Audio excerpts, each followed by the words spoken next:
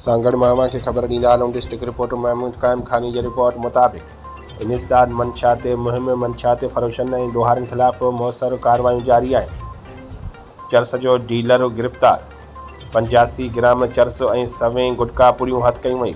4 मंशाते फ़रोश गिरफ़्तार। IG सिंध पारां मंशात ख़िलाफ़ शुरू कयल मुहिम कामयाबीअ सां जारी आहे। SSP सांगड़ एजाज़ अहमद शेख जी अॻवानीअ में कार्रवायूं कंदे SHO नवां आबाद अहमद अली ख़ासकेली मंशात फ़रोश सूमर महर खे गिरफ़्तार करे संदसि कब्ज़े मां 85 ग्राम चर्स हथ करे वरिती आहे, जॾहिं त हिक ॿी कार्रवाईअ दौरान मंशात फ़रोश मोहसिन अली राजपर खे गिरफ़्तार करे संदसि कब्ज़े मां 20 लीटर देसी शराब हथ करे वरितो आहे।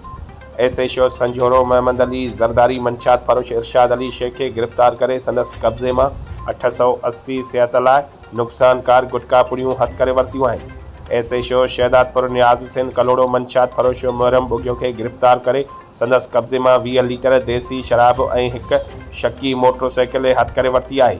गिरफ़्तार थियल मंशात फ़रोशनि ख़िलाफ़ मंशात एक्ट जे कलमनि तहत केस दाख़िल कयो वियो आहे।